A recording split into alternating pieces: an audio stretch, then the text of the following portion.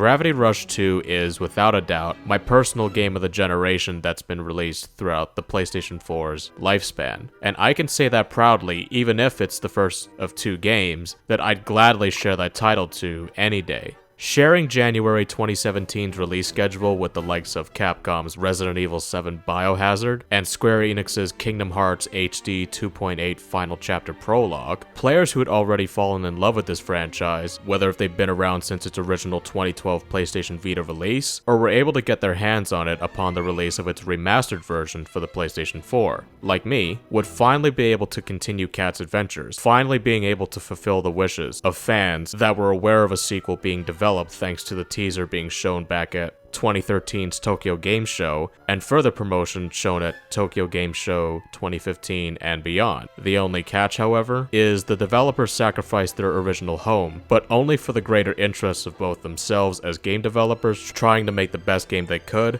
and their audience, since they believe that fully optimizing the PlayStation 4's hardware would allow for them to fully realize and craft their vision to a polished shine. And as promised during the End of My Gravity Rush Remastered review, we're finally covering this sequel. Before we get started, however, I wanted to make a quick disclaimer saying that I can't talk about every single aspect of the game, since some of its features were made unavailable due to Sony's decision to remove its online features in July 2018. The Gravity Rush community was admittedly amazing to observe, as the shutdown was supposed to happen in January of that year, but nevertheless, despite it legitimately being impossible to access these now shut down features today, there's still an entire package of a game to be enjoyed here despite that removal. And trust me when I say this, if Gravity Rush 1 is a small pile of breadcrumbs, then Gravity Rush 2 is a chunk of pretzels and sweets that's admittedly overwhelming to handle at first, but once you wash things down and you've consumed everything, there's nothing but satisfaction to be found in the end when everything settles.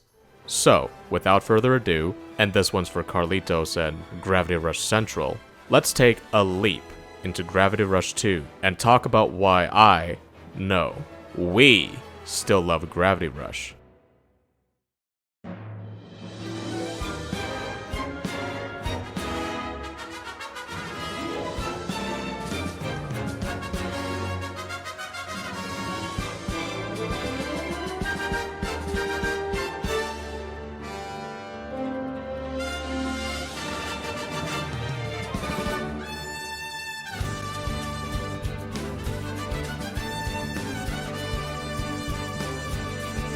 Think back to what you'd already know and love about the gameplay of Gravity Rush that I'd previously discussed in my first review. The large open scale of the open world and its means of navigational possibilities while doing necessary collecting for upgrades, the accelerating freedom of gravity shifting itself and the rules that apply, all of that is completely enhanced here. First comes the little things that I like. Impact. It's a very small detail, but I really like it when, say, falling from a large height will result in your HUD to tremble a bit, whereas in the first game, there wasn't really anything at all. The health bar just remained stagnant upon impact. Side note, but the glow-ups of Gravity Rush 2's HUD compared to Gravity Rush 1's, it's phenomenal how colorful and expressive it is, and I'd say the same for the pause menu when I get distracted by idle animations of Cat playing in the background. Sometimes you just like to sit back and just watch. It's especially impactful with the Banga Settlement soundtrack, since I remember doing that back in 2017 in the beginning of my first playthrough in the game's opening hours. I remember just being so mesmerized by Cat in the background while being entranced by the music that I just pause and sit there for a bit and let the music play out.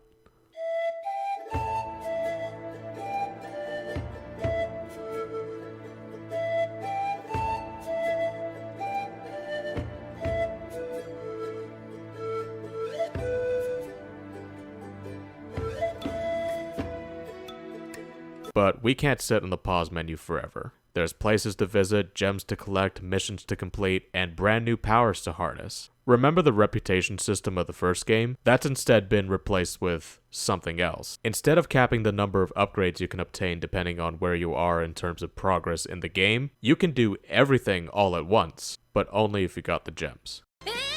Worry not, this upgrade system is designed to prompt you to explore much more, and it helps that the open world of Jirga para Lhao is so much bigger than that of Gravity Rush 1's Hekseville, while preserving the conveniences that the first game had if you don't want to make the long trek across the city.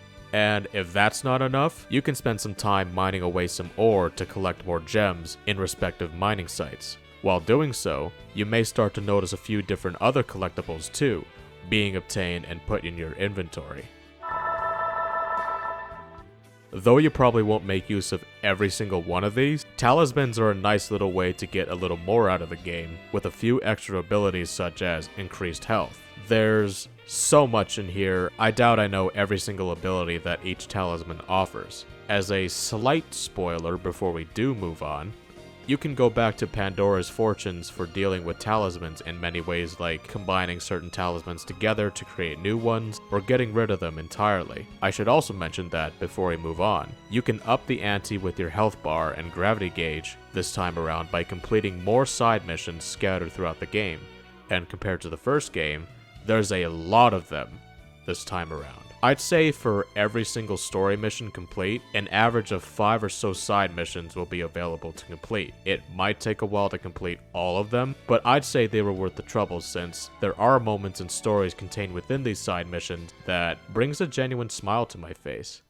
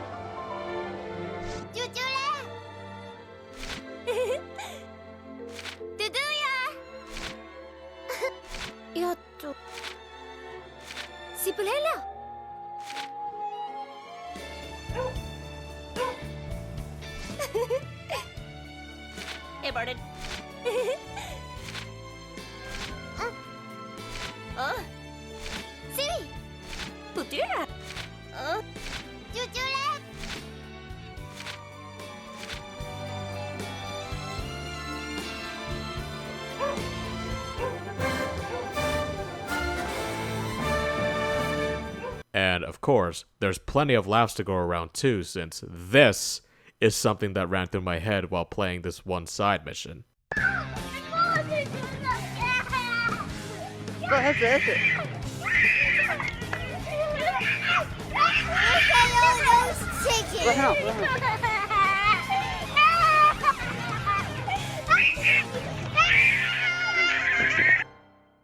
Moving on from the topic of collecting things, let's talk new abilities, and these do also somewhat tie into adapting to changing conditions, kinda like the first game. Lunar and Jupiter style are new types of gravity shifting introduced in this game that's meant to give Cat unique and new advantages and disadvantages with both her attacks and her maneuverability. With a flick up on the PlayStation 4 controller's touchpad, you can enable Lunar style to make Cat as light as a feather. What benefits from this style of gravity shifting is her enhanced maneuverability and speed. The only downside, however, is her attack power is significantly reduced in this style. To put it into perspective, one gravity kick when Cat's in her normal form would almost take out Nevi quickly with a kick or two, but when having Lunar enabled, you wouldn't necessarily use this style for the heavier enemies, but instead enemies that can't be caught with speed slower than the wormhole kick. So with this in mind, let's now go over the Jupiter style. While Lunar is in favor of mobility over power, Jupiter takes this and reverses it to its own degree as Cat becomes a walking juggernaut. While this style is in favor of landing deadlier blows to enemies, there's a demanding need to line up your shots just right while praying that an enemy doesn't cancel your attack with an attack of their own, and you pray that you don't miss. This might not be beneficial for fast enemies, but the bigger, more tankier enemies, you can deal with them in a flash. And if you're crazy enough to try and land a hit on the faster enemies and deal collateral damage, then go for it. So this leaves one more yet sparingly used style, Panther mode. This ability, though rather scarce compared to your normal lunar and Jupiter gravity shifting, Cat is infused with Dusty to become a literal panther running in the air, and the attacks that you can do while in this mode are among the strongest you can dish out to your enemies. But, as I reiterate, this ability needs to be used sparingly, but even if it is rare for it to show up, it's still an essential and rather fun piece of this game that helps the player to further navigate and fight through every obstacle that Cat encounters throughout her journey as the game's story progresses. And believe me when I say this is a long and eventful journey, but every second of it is worth it 100%. All I can really say before we move into the next point of discussion is, when you think you're done playing this game, don't turn the game off thinking you've completed all there is to complete in the story. But before I jump too far ahead, it's time to double back a bit. It's time to go over how everything began for Cat after the conclusion of the first game, with events that inevitably topple over and collide with the second game's opening story, which will inevitably contribute to more events continuing to topple into one another that will eventually lead Cat on the right path to conclude her journey that she started all that time ago. Silova Nova Hilario as Levi. Plessis Nova Chateau B O Place Noen. Jubledo on Judu. Et tu la malfondu. On December 26, 2016, a Studio Khara produced animation titled Gravity Rush Overture, the animation, was uploaded to the official PlayStation YouTube channel for the purpose of promoting Gravity Rush 2's January release, while also serving as the way to bridge the gap between the ending of the first game and the second game's opening hours, in addition to giving Jirga para Lhao a brief introduction to players before they can have their own hands-on experience with the new open-world city level. Though the animation was split into two parts on PlayStation's channel, and it was uploaded to more than one channel officially, PlayStation Europe's upload of the entire animation has accumulated the most to this day, having reached nearly 500,000 views. So with that in mind, let's first start with the first part of the animation. Though it doesn't mean much to a viewer at that moment in time, the opening remains a very significant part of Gravity Rush 2 itself. We start off with two orphan girls that we're unable to see, yet we're able to hear them cry out each other's names, desperate to scrape for whatever food they're able to find in those barren streets. Before we're able to find out more about these characters, however, we cut to a view of a darkened alleyway as a glowing red eye appears, but not before fading out to a white screen. Further drawing in a viewer, the theme of Gravity Rush 2's main menu theme plays as Cat runs into view. Looking up to the horizon, gazing upon the bright tropical-like city of Jirga para Lhao, she stretches happily as she lifts off into the air to get a fresh new look at the city around her, since compared to Hekseville's hazier contrast of orange, this city is a lot brighter and more vibrant. As she's enjoying herself, doing what any sort of normal gravity shifter would do in their leisurely time, eating a lot of food and then preparing to eat a lot more food after they're done, while striking a pretty good deal. She comes across a very big disturbance in the form of a Nevi horde charging aggressively in the streets. Making haste, she fends off the hordes and makes great yet unfair sacrifices along the way.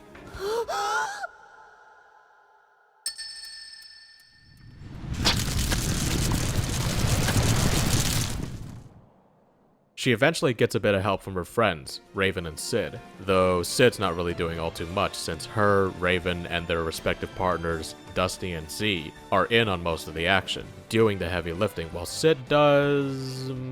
well, he's just being Sid. Anyway, things are able to calm down after a quite climactic finisher, bringing an end to the disturbance.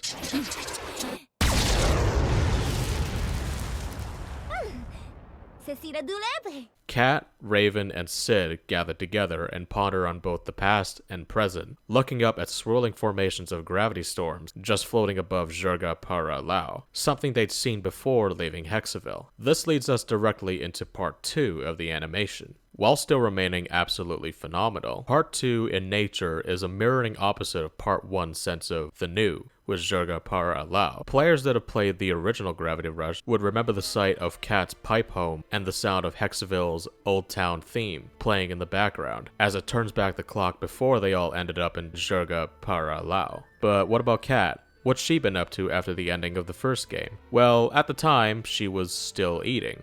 A lot.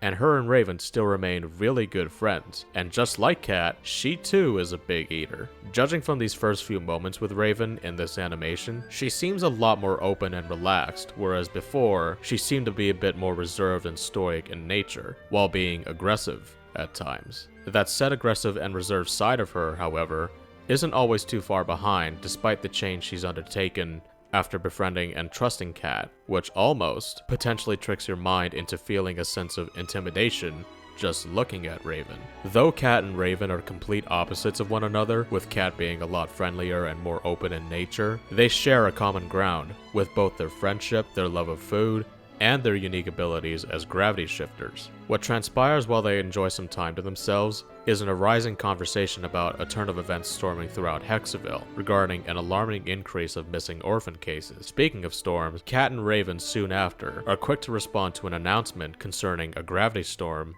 swirling just above Hekseville's government center, giving the pair an opportunity to trade in their anticipation for a few ice cream cones for instead some good old knuckle sandwiches. And Sid's there too, though he's initially got a different kind of initiative in that moment.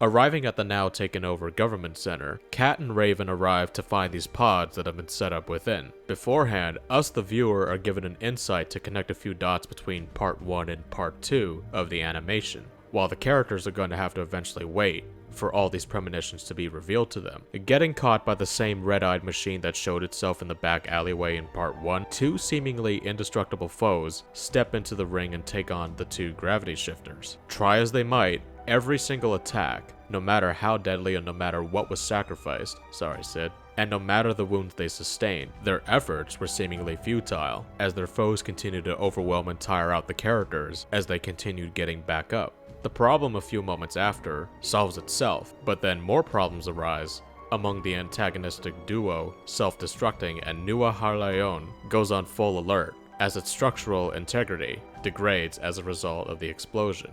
The now fragile government center, along with the experiment at the heart of this incident, and the trio, gets sucked up into the gravity storm.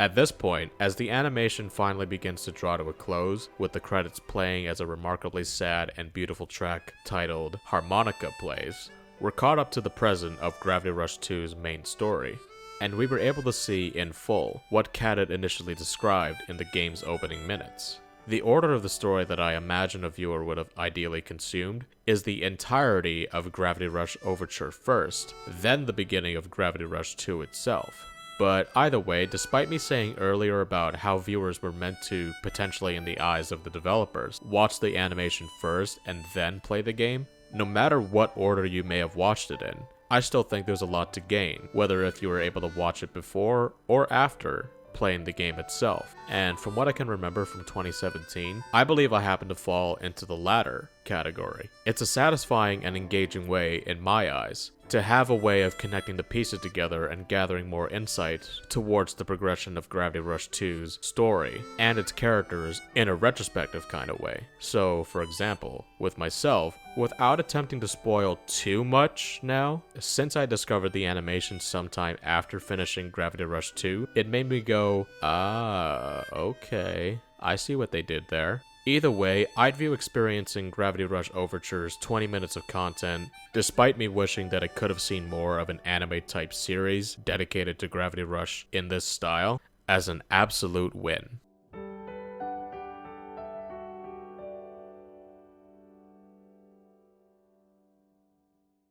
So now that I pretty much covered the ins and outs of the events that transpired within the second game's opening hours, and what had happened after the first game's ending, let me briefly go over a very specific character Kat mentioned previously. As the leader of the Banga mining settlement, while she is shown to be a bit ruthless and unforgiving, possessing a keep up or you'll be left behind sort of mentality, Lisa is still shown to have a caring and compassionate side to her that will make her go the extra mile to do things she may not normally do. While Kat is without her partner Dusty, her and Sid have had to adapt to life in the settlement, with Lisa giving them a burdensome task of taking on some mining work. with nowhere else to go, they had no choice but to graciously oblige to their generosity. From a gameplay stance, I just wanted to mention a few things. 1. I remember booting up Gravity Rush 2 for the first time back in 2017, and when I was greeted with this opening as I watched Miner 101 prepare to descend into the depths of a grueling tornado-esque anomaly, I sorta went, wait a minute,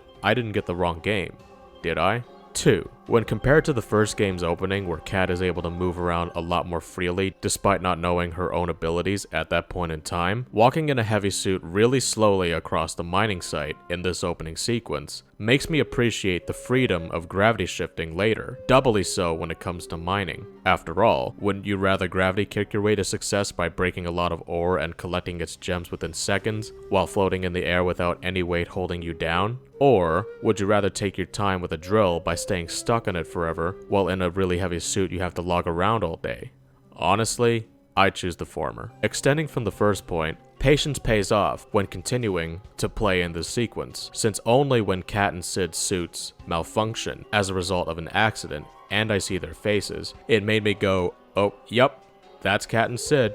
I'm definitely playing a Gravity Rush game, thank goodness. Carrying on beyond the sequence and into the Banga settlement chapter, while patience is still required to get into the main attraction of Gravity Rush's gameplay, gravity shifting itself, just like what I talked about with mining a few moments ago, when traversing around the small settlement on foot, it still remained time consuming in some respects. It doesn't take that long, but compared to flying around, there's a massive difference in the traversal experience. And like before, I choose gravity shifting over any other option any day. And the only reason we're able to have our gravity shifting back is because of somebody we meet for the first time, ? In both the ending of Gravity Rush Overture and the beginning of this game, Lisa's daughter, Cece.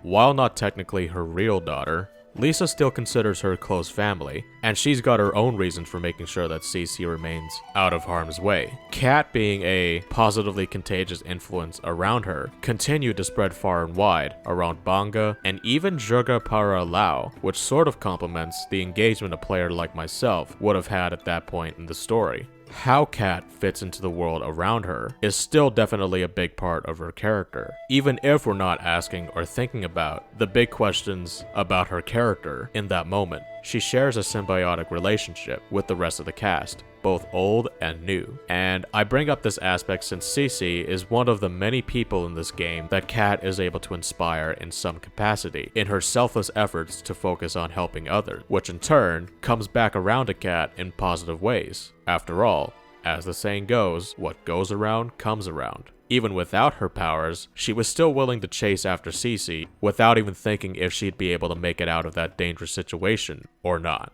Cece's gratefulness, and to an extent her enviness she expresses towards Kat, are a few steps into sparking change within her. And though it takes Kat's gravity shifting powers to catch the eyes of Lisa, meanwhile, both Lisa and Cece to an extent have something in common. They both have some sort of shell wrapping around tightly around their minds that limits the way that they think about both themselves and the world around them. A shell that Kat gradually helps them break out of as time goes on, pushing them beyond their initial limits to continue growing as characters, which inspires some future actions they take. Cece's shell manifests in the form of her timid, shy nature, while Lisa's comes out through her tough act that she puts on persistently, neglecting the urge to show any other range of emotions besides getting ready to bulldoze anyone who's not willing to comply with her orders, work ethic, and perception. From the game's opening alone, I'm not only introduced to the new cast of characters, but I'm also getting a sense of the different presentation from both the graphical upgrades compared to the first game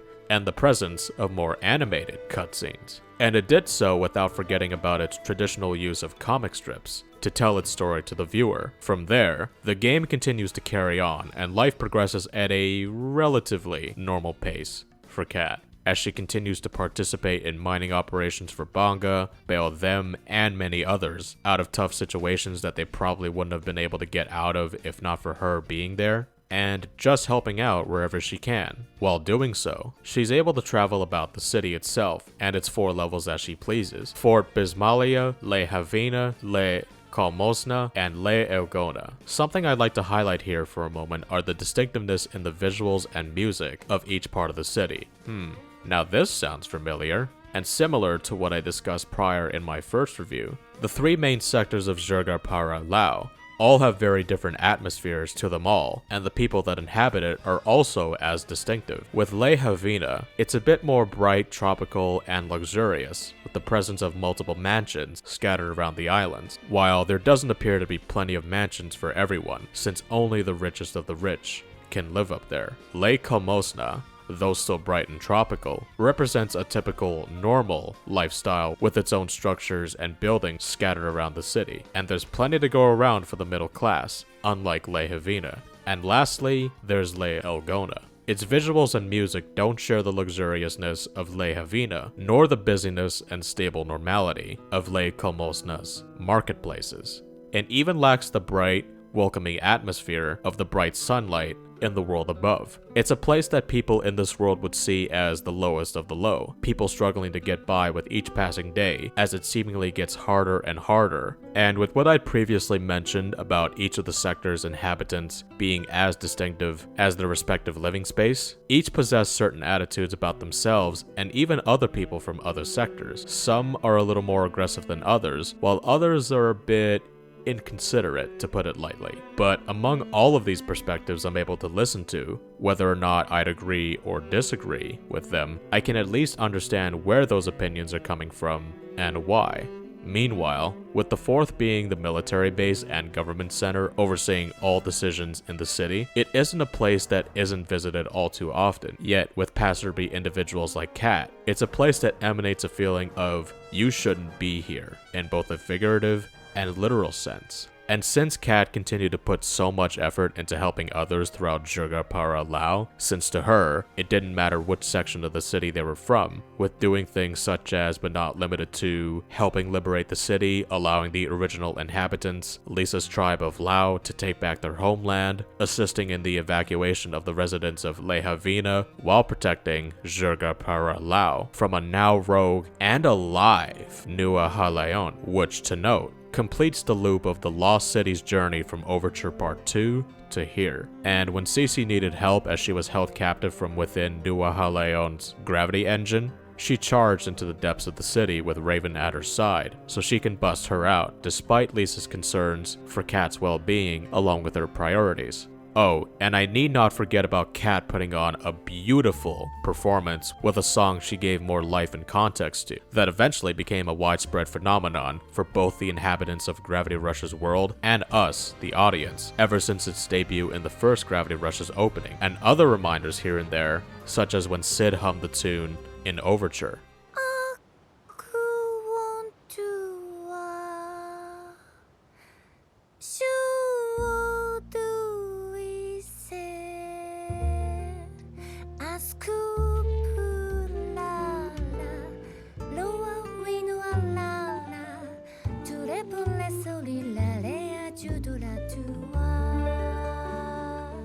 As this chapter of the story begins to draw to a close, and we're left with a few more subtle hints here and there regarding future events, as Jirga para Lhao is saved from disaster, Kat is once again met with a similar situation she'd been in before. However, not all is lost, as old and familiar faces show up, Cyania and Gade. But before Kat can tread any solid ground towards gaining answers to any questions she may have for the creators, they remind her that there's still some other business to attend to, which consequently allows the game to open the gateway to more surprises in store, which might even prompt you to think about what Kat, or maybe even yourself, have asked when first being introduced to her all that time ago. Where am I? Who am I? What am I?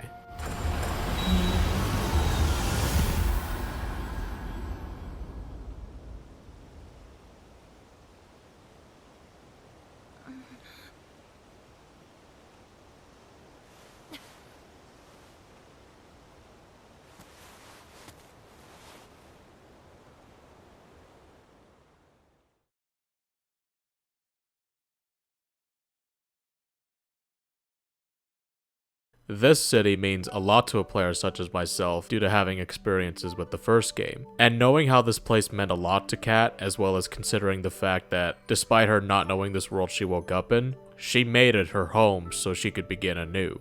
But once again, just like those times, her return to Hekseville from the lost city of Botum and her time in Jirga para Lhao, she has to, once again, start over and adapt to her surroundings. There are those, however, who've not forgotten about Kat and the good deeds she's done for them previously. And though a lot of things can change over the course of 3 years, so gradually to the point where the city and its people, while appearing the same in some aspects, has a lot of changes in its livelihood structure, the locations of similar services, and I guess to an extent, its newly spawned cultural phenomenons, on top of new officials by popular request, taking charge after previous ones were removed from the picture. The first and foremost sense of familiarity is the old soundtrack from Gravity Rush 1 itself. This is the track that, at this point, as players who've experienced the first game, would remember this as the music we were introduced to upon Kat's decision to stay within Hekseville's borders after her first attempts at gravity shifting and when her partner Dusty was given their name. All Noir's soundtrack remaining unchanged from the first game is like a wonderful way of the game telling both Kat and the player welcome home, while being enhanced by the fact that Kat wakes up in the exact same park she first woke up in.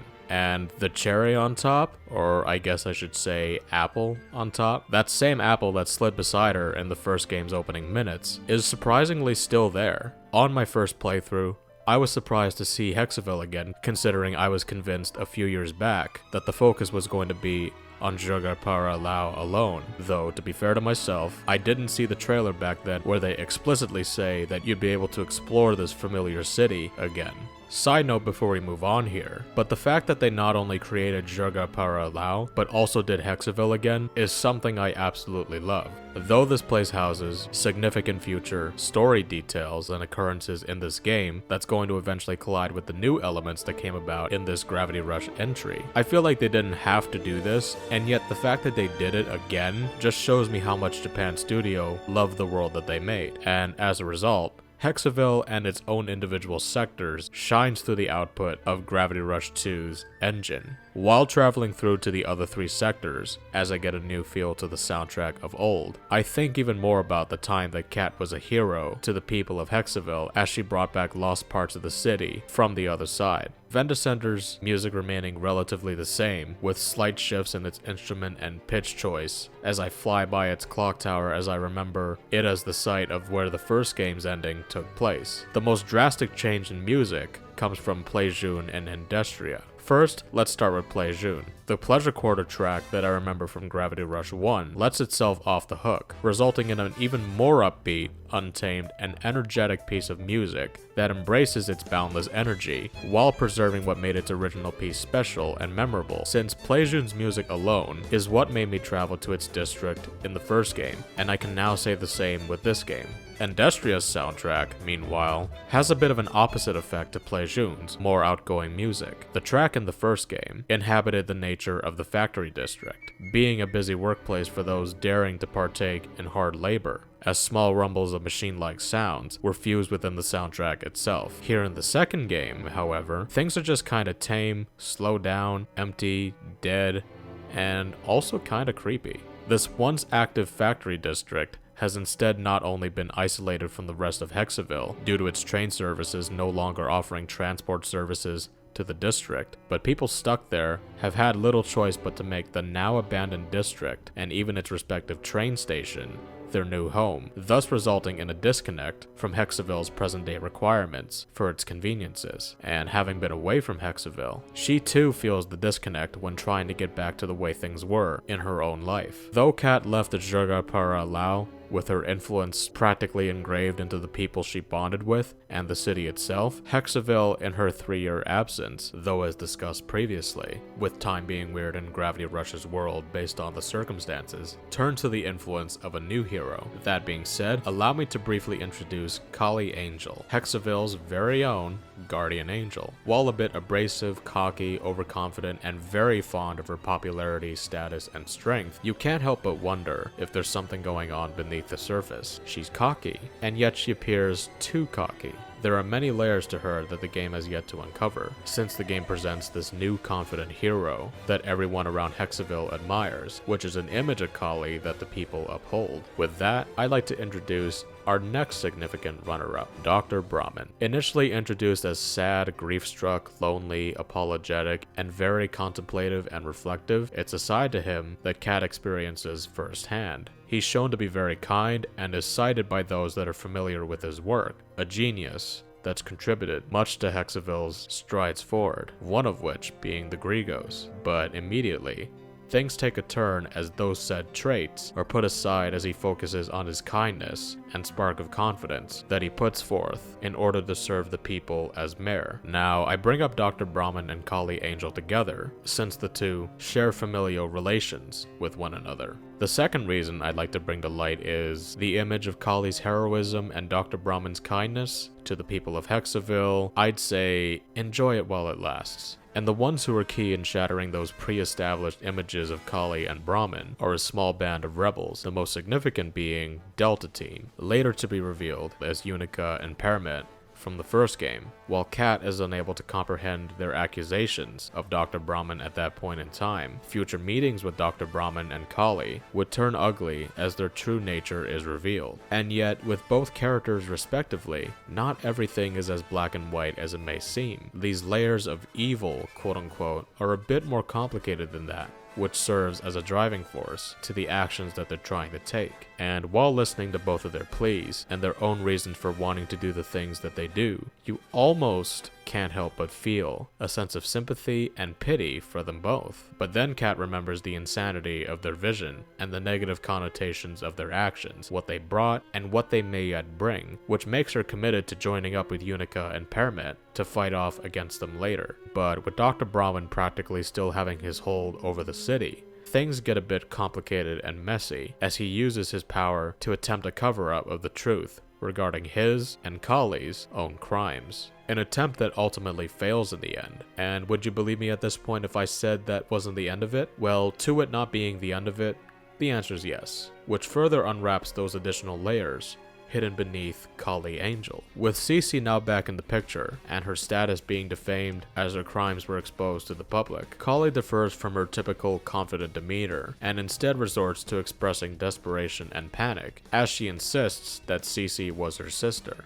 Kat doesn't believe her, but despite all the things she's gotten away with and the fake persona she once upheld as a guardian angel, this is probably one of the few instances where she's telling the truth. Back in Gravity Rush Overture, while it was a bit on the dot for the first shot to be of an angel statue, those little orphan girls we heard in the intro, Kali and Jirga, are the two same reunited sisters that we see in this moment. And there's only one man responsible for these girls' transformations, Dr. Brahmin. This is where I now understand the origins of Kali's desperation. As the younger, weaker sister, she was always trailing behind her older sibling, as Jirga did the best she could in order to keep them both alive in the street. But upon them being kidnapped by Dr. Brahmin, two of many victims of the missing orphans cases, I can only imagine the distress that Kali felt when being separated from her sister, and how that distress worsened as the years flew by, feeling a sense of guilt as she may have been convinced her sister was lost forever despite wishing she never left her side. I can only speculate so far, but from putting the pieces together, she figured out that she could leave all of that behind if she gained some form of empowerment, using the strength she gained from Dr. Brahmin's experiments, which may be a small reason why she supports Dr. Brahmin despite what he did. And again, since time is a bit weird when crossing through dimensions, Cece has now become the younger sister, and now Kali felt the need to owe her sister for all she did to protect her all those years ago.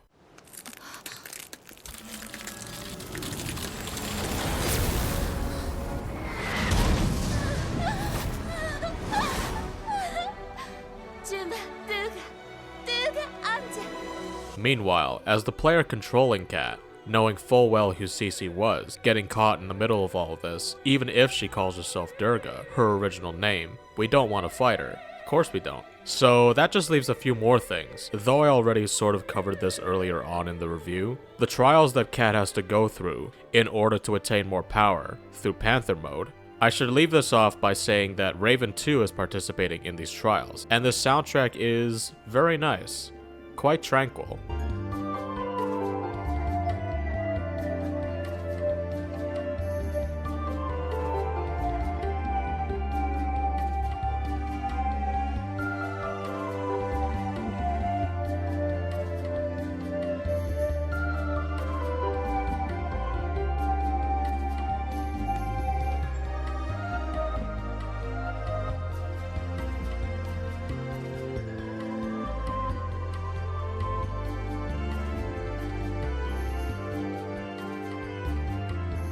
Alright. Back to the Angels and what's at stake for Hekseville. Despite Dr. Brahman being the perpetrator of Kali and Jirga Angel's creation, like Kali, there's still some things I can't help but feel bad for with this man. And this hits harder due to the pandemic we're still currently facing. As a man who was grief-stricken by his daughter's seemingly uncurable disease, he did all he could to try and halt the progression. The unintentional result of trapping his daughter in a purgatory of sorts is what inspired him for his current scheme of preserving Hekseville, to freeze it in time. And again, this hit close to home since 2020 was absolutely horrible, and all the great moments I had in 2019, I almost wish I could have stayed in those moments forever. And I can see what Dr. Brahman is trying to say. Keep one moment preserved forever, and no dangers or grief can befall this world or anyone ever again. But Cat would, of course, reject this notion since without time moving forward, none of us can live to see what tomorrow would have for us, good or bad. And honestly,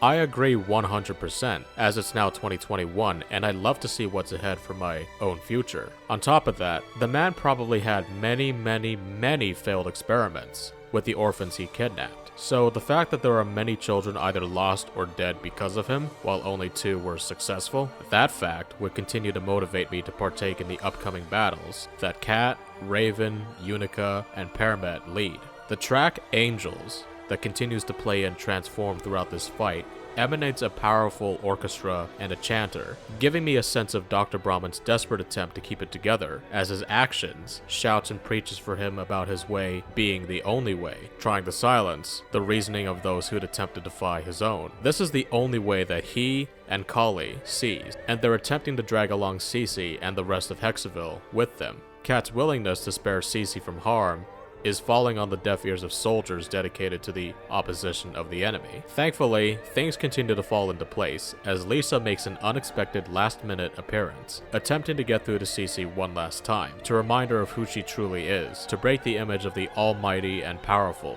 Jirga Angel that Kali and Brahman gave to her. Witnessing all of this as she realizes she's outnumbered in a fight that she and Dr. Brahman could very well lose, on top of losing her sister's faith in her cause, she mutates.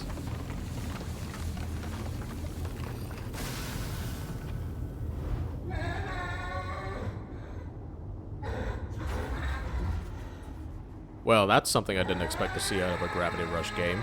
Then again, this is Keiichiro Toyama's game, and we all may or may not know what his roots are. After one grueling final battle to determine the fate of Hekseville, Unica, Paramet, Cat, and Raven are finally able to put down the crippled angel for good, and were once again reunited with the track Harmonica as we watch Dr. Brahman's life slowly begin to fade away. The unaltered track playing once more now represents the remnants of the missing orphan's case and his schemes now at rest for good, as opposed to it representing the beginning of Cat's new mysterious adventure, thanks to Dr. Brahman's experiment in Gravity Rush Overture Part 2. The thing I find most intriguing yet tragic about his death is when he realizes the errors of his own ways and accepts death as he openly embraces it, and the truth regarding his daughter's fate. His eyepiece is nowhere to be seen on his face, which could represent that acceptance as he casts off his tunnel vision motives he possessed moments ago for years, which fits this episode's name being How to Say Goodbye. At first, going into this mission, you'd think it'd be about Cat letting go of Cece, so she can stop Jirga and Kali Angel, but thankfully Lisa was able to save Cece from herself in those final moments. And yet you almost wish that Kali and Brahman could have been saved all those years ago, before doing the terrible things that they did. Cece, meanwhile, was still able to have a chance, as her hands remained clean. But since time can move forward as per normal, there is but one more thing the story needs, now that Cat has continued to do so much for Hekseville once more. Something she's deserved for the longest time. Finding out about herself. And forewarning, once you start down this path, there's no turning back for a while. So if there's any last minute business to take care of in both the neighboring cities of Hekseville and Jirga para Lhao, then do take care of it since things are not yet done for Gravity Rush 2's crazy story. With that, it's time we talk about the final chapter. To preface, the game up to this point was already great, and I discussed those reasons, but this is the chapter that ultimately won me over as my favorite game this generation, both as a whole game, an entry in the Gravity Rush franchise, and as a PlayStation exclusive. Everything lines up just right here. The focus is solely on Kat here, as she, upon reuniting with a familiar face she may have been preparing to encounter previously, travels the world pillar like before, but instead of going down, she's going up this time. And compared to when her and Raven descended the pillar as enemies, this time, they ascended together as friends, not knowing what was waiting for them at the top. They fought through and surmounted every single enemy and obstacle that stood in their way. Afterwards, they're met with an unusually beautiful snowy sight, as a woman beckons the two gravity shifters to climb aboard her transport, allowing more surprises to reveal themselves, as this top of the world exists like a heaven of sorts, whereas the lost city of Botum appeared to be a hell. To note as well, Eto is an opposite to Botum's fast-moving time, since it moves slower, allowing its residents to live seemingly longer, and perhaps eternal lives even.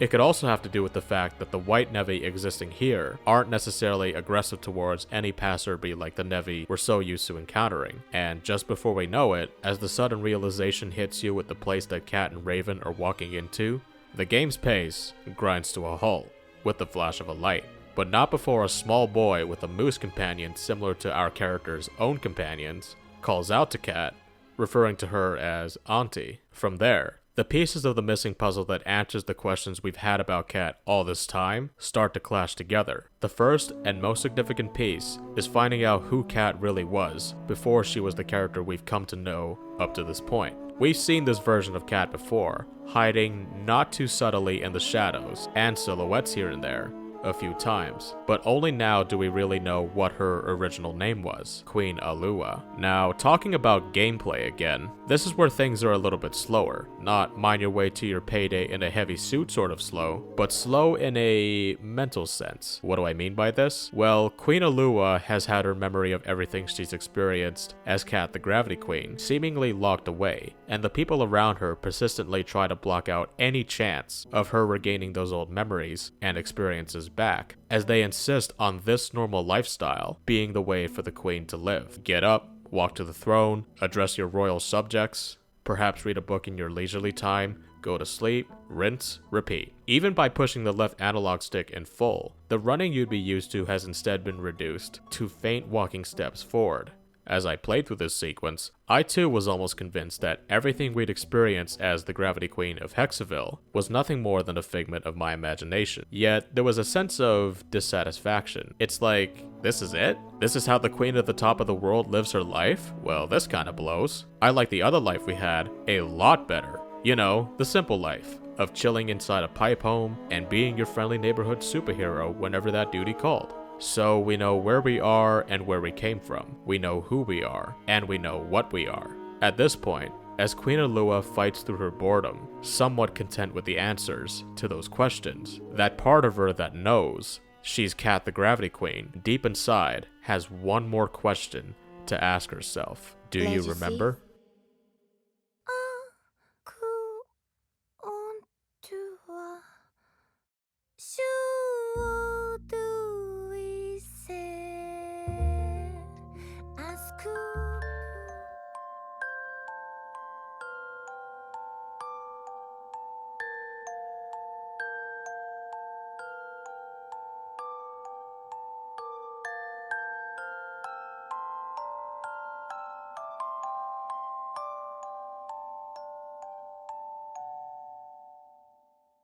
So now that Kat has finally come back to her senses, freeing herself and her friend Raven, she could only guess about how tough things were going to get, as King Kai was plotting a terrible fate for the inhabitants down below.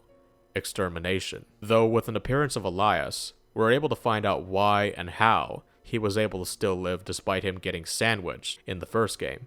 I guess he can be rebuilt, but there's always a true puppeteer waiting to reveal himself. At a very last-minute introduction, Bit is introduced into the mix, making them the third creator that was previously mentioned by Cyania many moments ago. Inviting Kat to the brink, she's granted access by the late-appearing creator to more memories that she'd lost all that time ago as Queen Alua. Here is where we're able to see in full the concerns that befell her in the past regarding an imminent danger that she was powerless to fight against, and her initial struggles as queen. The music in this section really makes it, with a beat ringing an alarming sense of urgency to battle against time, with the music becoming more and more tense as Kat gets further and further into the lost memories, on top of this sequence being a more built-on version of Cyania's trials in the previous game, as Kat makes use of the Jupiter and Lunar style. It's very engaging, and the memories uncovered are just as juicy, which also allows you to make a few connections that ultimately bridges so many gaps. One significant occurrence being the message contained within a red orb that Queen Alua had intention for the people of Hekseville to receive, so they may be able to survive the inevitable catastrophe that would eventually swallow them whole. But sadly, due to some rebellion among officials like Zihiro, taking actions that he's shown to have verbally regretted both in his dying breath and moments before, the red orb was lost. Or so we thought, since it was obtained by a certain someone in the previous game. Then comes the fact that Cid's been there for Kat since the beginning, their final act in their previous form trying to save her from falling. And since Bit witnessed all of this, and felt the need to act, they used their power to give Cid another chance at life, to protect Kat, and create a guardian that would allow her to shift gravity, Dusty. With all these answers finally revealed, I'd say it's very satisfying to have finally attained that knowledge. Sure, perhaps maybe a bit of mystery is sacrificed along the way, but I was grateful to get a bit of closure on the journey to finding out about Kat's past. And we're still not done. There's still a city to save since Kat's little gremlin of a nephew is doing things that she's 100% not cool with. The coolest thing about this final sequence, even if it is as last minute as Bit's appearance, you can actually play as Raven in the third, though canonically and technically fourth, time that a final catastrophe and ending of a Gravity Rush game takes place in Venda Center. And compared to Kat, she's got a little bit more speed and strength in her attacks, while having a bit more to spare within her arsenal. By all means, this does not mean that I discredit Kat's gravity shifting abilities at all, but Raven is still quite the force to be reckoned with, as you swiftly spiral into your enemies, generate and toss fireballs in their direction, on top of having her own version of Kat's Panther mode, the appropriately named Phoenix mode. Her gameplay may only last about 10 or so minutes tops here, but I wouldn't throw away the knowledge of her gameplay once you've learned it. Kat returning to Hekseville, despite it meaning bad news for the creators as, one by one, each of them faded away due to their interference with the world's events, Gade from transporting Kat to Hekseville, and Cyania from giving Kat her strong senses through the third eye. It's sad knowing that Gade and Cyania are gone, though it was slightly difficult to feel anything regarding Bit vanishing too. But I acknowledge their deeds and salute them. Their deaths fill Kat with determination, alongside a certain someone else that actually now completes the wrap-up of a hint from the first game, with their efforts speaking to the now past creators as if saying, "Thank you for everything, guys. Now, let me take it from here." Fortunately, that determination carries Kat into finally putting down the one that Kai had unleashed onto Hekseville. Said fortune, however, only lasted a few seconds, as a final major, last-minute appearance of a manifestation of the Dark Void beneath Hekseville reveals itself. At first, when fighting this guy, you might be thinking, okay, it's just one giant Nevi with plenty of eyeballs to crack open, and it just so happens to look like Satan himself. We've done this many times before, we can totally take this guy. But then, problems begin to arise for Kat as the Dark Presence persistently lives through every single strike that Kat dishes out. Hope is able to rise as quickly as the destructive force can suck it away. It's just not enough. All that backup, all those gravity shifting abilities, everyone she's been able to inspire, everything is just reduced to nothing. So you're just left wondering, so this is how it really ends? We just give it all up and submit to the darkness while being tempted to make a deal with the literal devil? In that moment, with how exhausted Kat is and how much damage she's taken, she may have yet been tempted to have said, yes, I will take that deal. However, the energy that Kat has exerted has still not gone unnoticed through the people whose hearts that she's touched, as one final thing comes together to conclude this story.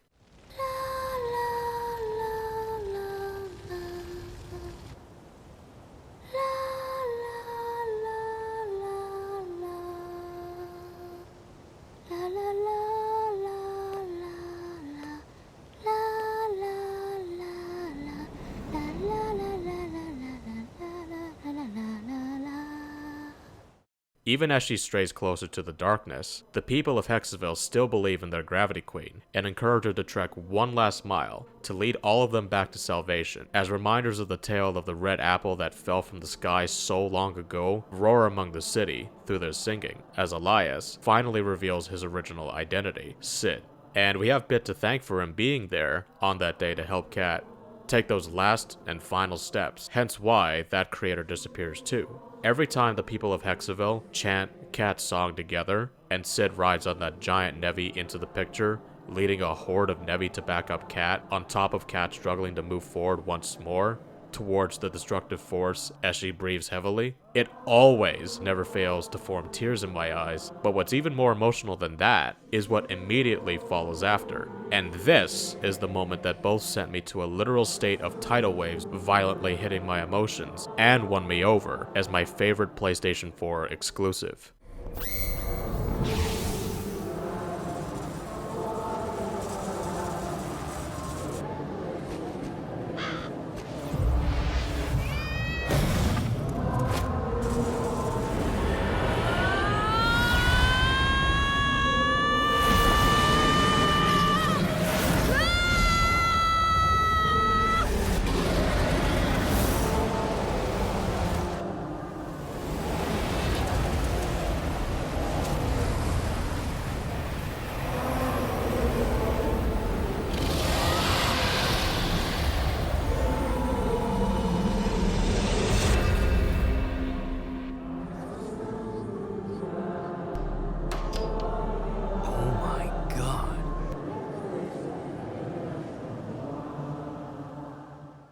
After that excruciatingly powerful finisher, things calm down as Cat and Sid have one last reunion, with Cat insisting that she needs to go in order to protect the people of Hekseville. With this, she goes back down into the void and becomes a singularity, officially proclaiming the end of her journey, as she trades her life once more for the life of others. With those who fought bravely, like Raven and so many others, they can live in the better tomorrow that Cat fought so hard to secure. At this point, the game is nearly over, as we flash forward 1 year after the cataclysmic events, easing us into the credits as the voice actors and the respective characters pop up one by one. It's here that we get to, once again, play as Raven for a little more in the main campaign. And I didn't realize it until writing this review, but officially, this is where we have to say goodbye to the Gravity Rush cast, and it does so in a "where are they now" type epilogue, where they appear on screen, say what it is they're up to on that day, what they're feeling from the aftermath, and what they plan to do in the future, only to leave forever as their voice actor is credited. Sure, I could replay the games from top to bottom again, just to be with these characters and meet them all for the first time again, but even if I want to say to them all, goodbye. I hope we meet again one day. I know that once they're gone, they're just gone. And it does somewhat make me a little sad to see them all go, since the future of this franchise is... I'll talk about that a little later. But hey, as a dear friend once told me, and I feel it's necessary to tell all of you, don't cry because it's over, smile because it happened.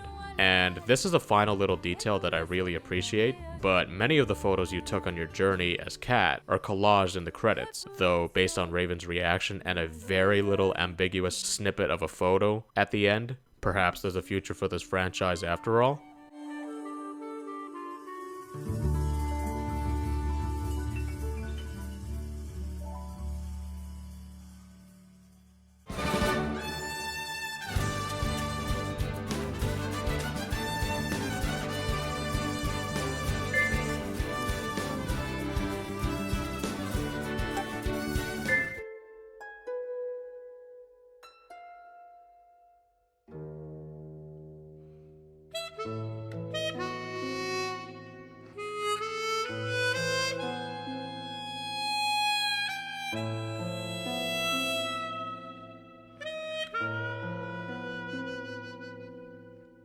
While the story of Gravity Rush 2 closed many gaps, providing many fulfilling answers to unanswered questions, as it unraveled many mysteries, tying the threads together with a single bow, there was still one more piece that the story simply couldn't fit, and that loose end comes in the form of this DLC. Instead of putting it in the main game on top of this content being free due to it serving as an apology for releasing the game in January 2017 instead of its original December 2016 release, since Sony didn't want the game to launch beside 2 other major releases in that time frame, it was made available 2 months after. Side note, but free and DLC in the same sentence? I'm so glad that more developers took note of this and decided to commit to it as time went on this generation. In this DLC, as we explore a time between Gravity Rush 1's ending and Gravity Rush Overture Part 2's beginning, we have another opportunity to play as Raven in the span of 2 hours or so, as we wrap up the tale of Raven's involvement with the Children's Lost Ark, and the late appearing creator Bit, as we find out a little more about what his role was alongside Cyania and Gade before the inevitable occurred in the final chapter for all 3 of them. Since the story of Zaza and the Lost Tribe sleeping inside the Ark remained a prominent point in the first game's conclusion, it was kind of odd that it was nowhere to be found in the main game. But on the contrary, since I really liked the execution of Gravity Rush 2's story and its focus on Kat and the worldly elements surrounding her, I'm glad they decided to omit it. Trying to shove this final loose end probably wouldn't have fit that well with the tale it was trying to tell. It seemed like, as evidenced by Bit here and there, they really wanted to try to include this as a part of the main story somewhere, but in the end, with Bit's last-minute inclusion as well as Raven's last-minute playability, I can respect that the developers were trying to perhaps say, to an extent, don't worry, we'll give you more of this later. For now, let's just focus on bringing Kat's story to a close, since there's already so much going on here. And if that was their intention, I'd say that was the right move to make, since having this DLC story plopped onto an already riveting and jam-packed conclusion to Kat's story would have been a bit too overwhelming and out of place, in my opinion. After all, the main story is now referred to as Kat's fate, whereas here in Raven's choice. It's appropriate to give Raven her own central focus, since it's her turn to fully shine in her own spotlight,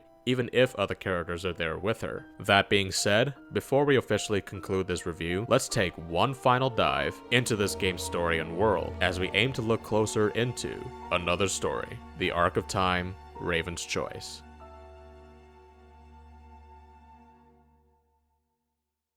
With the children still suspended high above the city, sleeping soundly within the Ark's chamber, a scientist has since lent their assistance to bring about a solution to awaken the children via an experiment that they've concocted, with Raven lending their assistance eagerly by gathering energy from the Nevi via machines set around Venda Center, and Lord help anyone who'd get in her way. The ironic thing about said scientist leading said experiment?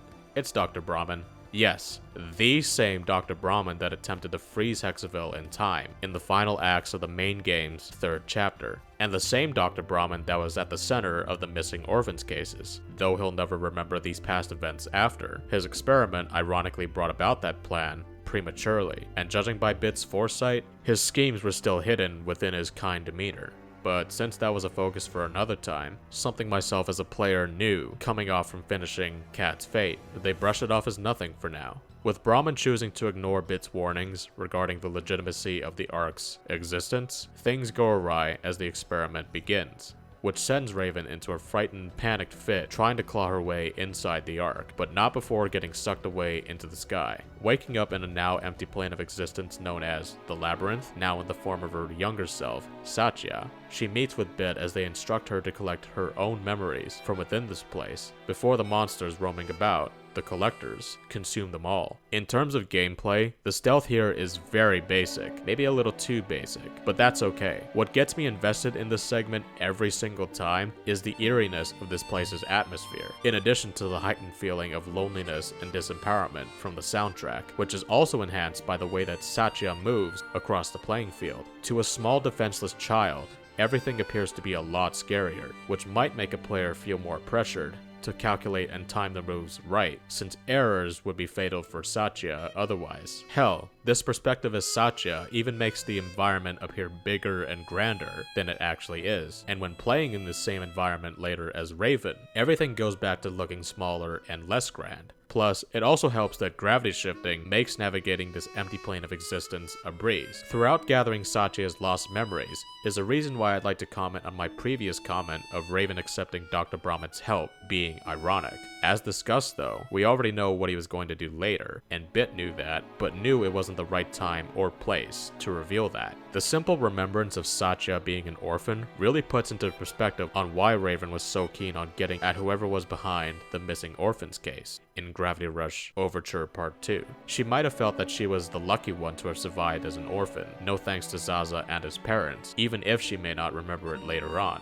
And since Zaza later came to see her as a younger sister of his, as he continued to protect her even upon their accidental arrival to the bottom of the world, I can only imagine the anger that brewed inside of her when she think about those orphans who weren't as lucky as her, thanks to Dr. Brahman's schemes. Since every single memory is tied to Satya remembering her time with Zaza, it's a way of both reclaiming these things lost to Satya, gaining something new in the case of the audience and players, while remaining a first step into Raven eventually letting these lost things go, in order to reclaim the existence of her true self, who she's meant to be, though there are a few favorite details in these memories, like Zaza's drawing of the map of the lost city of Botum being the same map we're able to use in Gravity Rush 1, and the reasoning for Raven's guardian being an actual raven was due to her childhood fondness of birds, which can also be tied to a memory of grief since she lost that companion. Getting close to the end of this sequence as Satya relives moments of her time at the bottom of the world, finding out a little more about the kids' struggles to survive, and what befell their bus upon their arrival.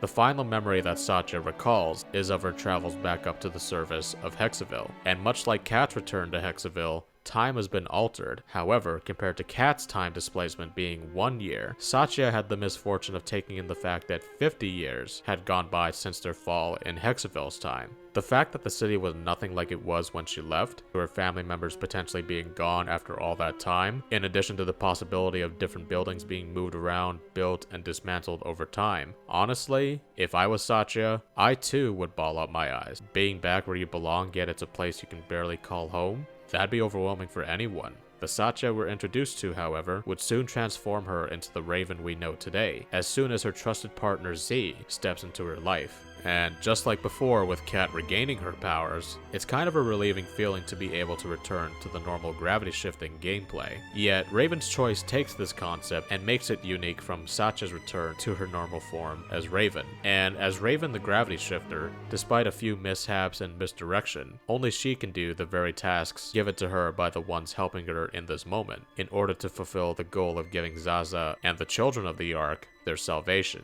And only as Raven can she possibly protect them from harm with the power she's been imbued with, a power that she shares with Kat. And Satya may not have been able to make these hard choices, but Raven could, which I guess leads me to talk about the DLC's finale, Raven's final choice. As the engineer of reality, Bit gives Raven their best solution to correct the flow of time that halted in Hekseville and bringing the children home, ensuring that the original incident of the bus falling never happened in the first place. The choice, however, fell to Raven. She'd have to sacrifice everything that she knew as her former self, Satya. She'd need to give up her past in order for Zaza and everyone else to live the life they were meant to fulfill, meaning that she may be able to do the right thing here, but she won't be able to see her brother again or know who they are. Holding on to this knowledge, she accepts this final task and uses her powers to prevent the bus from falling further, presumably bringing it back up to the surface. This ending, while not as tear-jerking as the ending of the main story, it does pack a punch in a few areas. It is kinda cool that now every single ending has taken place in Vendicenter, but even more intriguing, and I guess you could say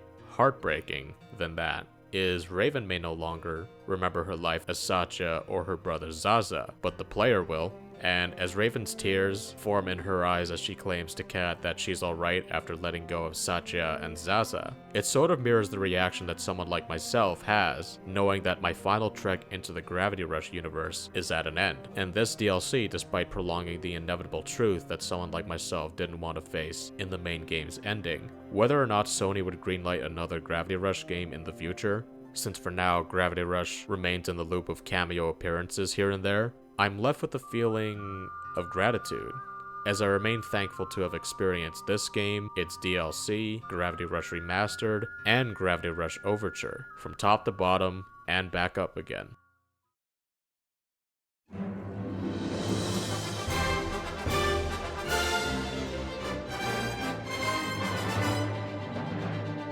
So, I've been at it for an hour and 8 minutes. Holy shit, I didn't think it'd get this long. But I think I've run out of ways to say I love Gravity Rush 2.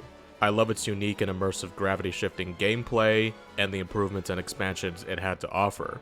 I adore its easily lovable characters, and I love its uniquely expressive world, the mysteries it had to offer, and their respective expansions as well. Plus, every piece of music, in addition to how the play space itself looks, is so well done. From the fact that the game first started off as this lost woman trying to find her way into a world she didn't know, ending things off on high notes as she found her way over time, sharing that experience with close friends, and they too found their own way. It's all so great, and honestly, this is what a well done sequel looks like, in my opinion. Now that I'm finished this review, however, I think I'm gonna miss this franchise, and if you're a friend of mine and have been wondering for so long, why does Vincent keep bringing up Gravity Rush 2 over and over again? Well, now you know. The reason why I, and I believe this is why many others, have also grown so attached to this franchise, is because unlike other franchises I observe where I know that no matter how much time passes, I can keep playing them with my friends, and we can easily bond over them knowing that they won't ever go away. For better or for worse, whether or not people grow cynical of their prolonged existence, there will always be people that will keep coming back time and time again,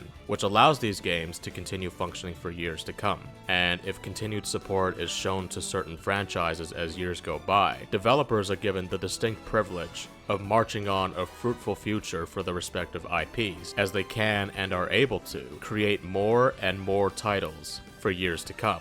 This is a privilege that Gravity Rush does not seem to share with the rest of the industry, despite the favorable reception it received all around in both the first and second game's case. And this, honestly and unfortunately, is why the online functionality was turned off so quickly. This series' lack of popularity, on top of the quality it exhibits, prompts an individual like myself to tightly hold on to the memory of this franchise's existence and my experiences with it before it has a chance to disappear from my mind. I still kinda wish I had time with the online features of Gravity Rush 2, but if you'd like to read a bit more on its significance, I'd highly recommend this article that Gravity Rush Central put together, link in the description. So now I beg the big question, where does Gravity Rush go from here? Does it have a future? Well, a few months ago, I'd have probably said yes, but now, realistically, the situation has somewhat changed as of recent news on December 2nd, 2020, involving Keiichiro Toyama's departure from Japan Studio, and the formation of his new game studio. To add on to that, as of December 23rd, 2020, it's been stated that their current and new ambitions is apparently inspired by Keiichiro Toyama's past involvement of the survival horror style found in Silent Hill. To Keiichiro Toyama and the newly formed Bokeh Game Studio, I would like to wish them the best of luck in their future endeavors, and I'd honestly love to see what it is they're going to dish out come 2023, since I do love a bit of survival horror in my life. Gravity Rush may have been left at Japan Studio and Sony, leaving its future uncertain without the mind of its original creator, but as said during the conclusion of my discussion on the Raven DLC, I can only remain grateful that I got to experience this rare gem. And my only hopes after making this video is, I hope others who haven't can too. And they can, even with a PlayStation 5 too, which seems to have a few benefits here and there compared to playing it on its original hardware. Well everyone, that's gonna do it for myself today. Tell me down below what you thought about Gravity Rush 2, and let me know what you think Gravity Rush should add, gameplay, story, or even online functionality wise, if we ever see a third installment come to life. Also, let me know if you think a third installment is necessary or not. And if you like this video and would like to see more videos like these in the future, consider sticking around my channel by subscribing and checking out my Patreon. I'm looking forward to seeing what the future of this channel has to hold, as I continue going down this variety content path that I first started with videos like my Last of Us Part 2 review last year, and my Your Name review in 2019. I may have said this before many times, but I'm hoping I can continue to keep up this channel for as long as I enjoy making these videos. And in the process, I make pretty good memories that encapsulates the experience of working on these videos. To the Gravity Rush community and Gravity Rush Central, thank you for showing me your kindness. I won't ever forget that. You're forever part of my memory from creating this review and my review on Gravity Rush Remastered. I'm gonna miss you all just as much as I miss this franchise. Stay awesome, stay positive, and remember, don't forget Gravity Rush. Until next time everyone, thank you all so much for watching, and I hope you all have a safe and prosperous 2021. Take care, and farewell.